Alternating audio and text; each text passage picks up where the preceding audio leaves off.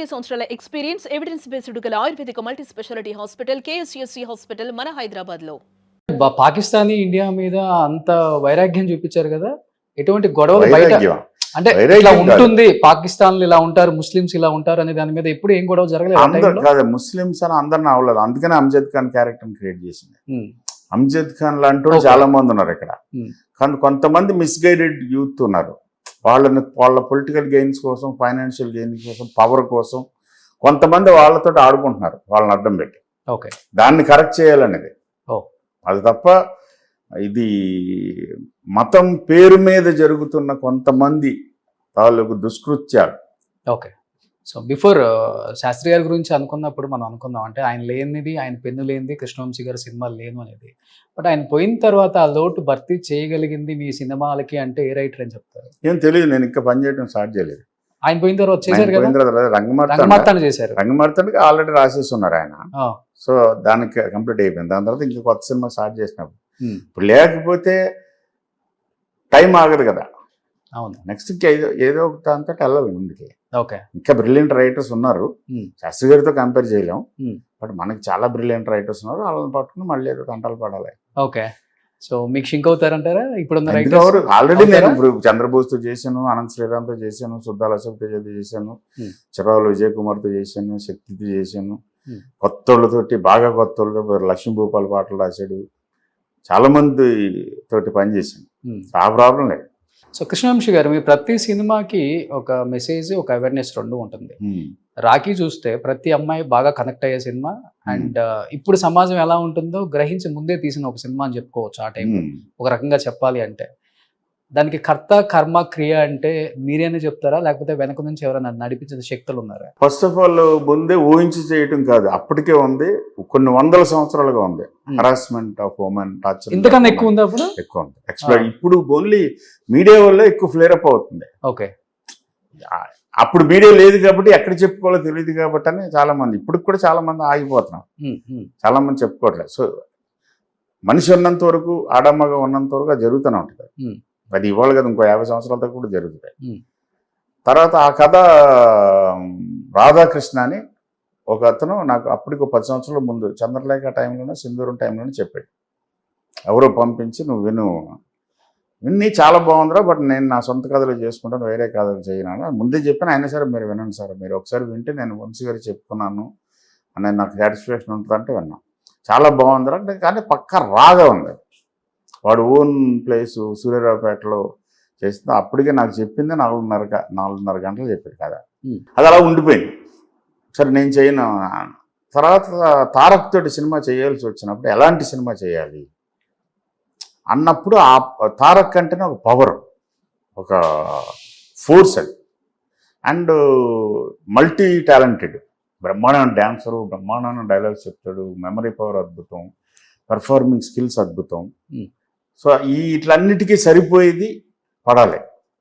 అప్పుడు అది గుర్తొచ్చి దాన్ని రివైవ్ చేసి రాధాని పిలిపించి మళ్ళీ మొత్తం ఎక్కడెక్కడో తిరుగుతున్నాడు. అప్పటికే దాని మొత్తం కథ రాసుకుని నేను ఆ కథను మొత్తాన్ని పూర్తిగా మార్చి అడాప్ట్ చేసి కొన్ని క్యారెక్టర్స్, కొన్ని సీక్వెన్స్లు మాత్రం తీసుకుని మళ్ళీ ఫుల్ స్క్రీన్ ప్లే రీవర్క్ చేసి కొంత ఈ ఎలిమెంట్స్, సాంగ్స్, ఫైట్స్ ఇవన్నీ కూడా ఇన్కార్పొరేట్ చేసి చేసింది. సో క్రెడిట్ రాధాది, source heart Radha idea.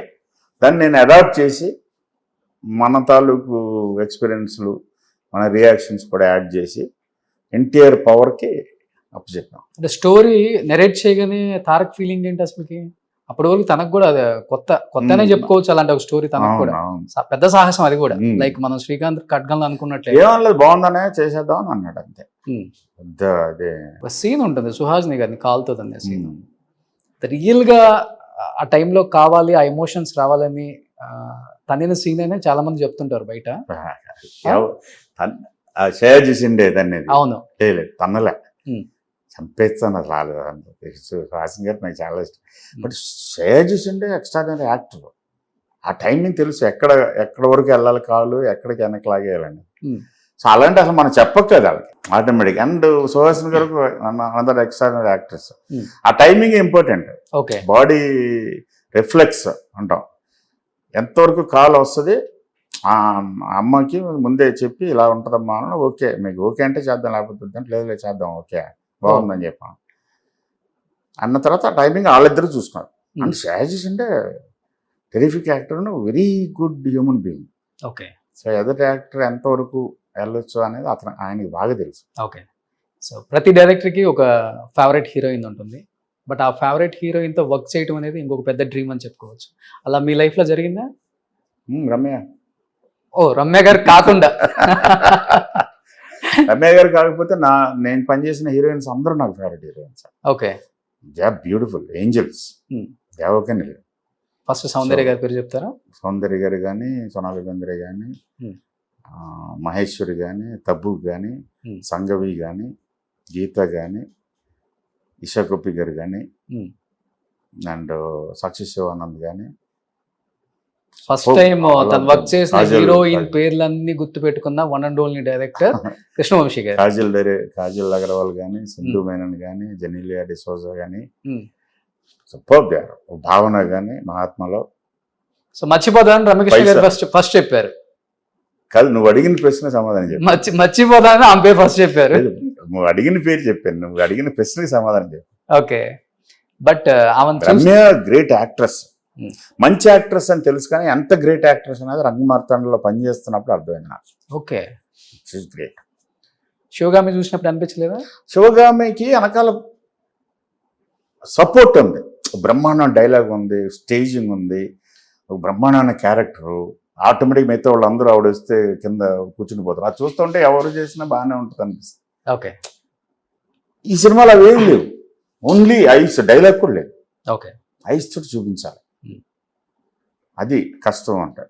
Two extremes అయ్యి, నీలాంబరి నరసింహలో ప్లస్ బాహుబలిలో శివగామి, ఈ రెండు ఒక హైట్స్. మన రాజు గారు రంగమార్తాండలో ఇంకొక ఎక్స్ట్రీమ్. సో నీలాంబరి శివగామి అంటే ఆమెను చూసి స్క్రీన్ మీద రియల్ లైఫ్ లో ఎలానే ఉంటారేమో అనేది కొంత ఇమాజిన్ చేసుకుంటారు ఆడియన్స్. లేకపోతే అంటే అసలు రియల్ లైఫ్ లో రమ్యకృష్ణ గారు అంటే ఏమని చెప్తారు? చాలా ఫన్ లవింగ్ పర్సన్, చాలా soft, smart and sharp. Okay. Super sharp, బాగా ఫన్ లవింగ్ పర్సన్. బాగా వంట చేస్తారని విన్నా నేను. అవును, ఆవిడకి సరదా. ఓకే. రసాలు కూడా 4-5 వెరైటీ పెడతారు. అవి కానీ నాన్ వెజిటేరియన్ కానీ, వెజిటేరియన్ కానీ, దోశలు కానీ. ఓకే. వెరీ గుడ్ చేసి. అంత టైం ఉంటుందా రమకృష్ణ గారికి? She enjoys it. Okay. So time తీసుకుని చేస్తుంది. ఈవెన్ షూటింగ్స్ దగ్గర కూడా లంచ్ బ్రేక్కి ఆవిడకి ఒక 2-3 కూరలు వండుకుంటుంది ఆమె వండుకుంటుంది ఇప్పుడు కూడా క్యారవాన్లో. ఓకే. రసం పెట్టుకుంటుంది. సో రమ్య గారు చేసే ఫుడ్ లో మీకు బాగా ఇష్టమైన ఫుడ్? అన్ని బాగుంటాయి, మళ్ళీ అందులో తేడా లేదు. Chicken, mutton, biryani? మటన్ చేయదు, చికెన్ బిర్యానీ అన్ని బాగుంటాయి, అన్ని బాగుంటాయి. ఓకే. పచ్చళ్ళు కానీ.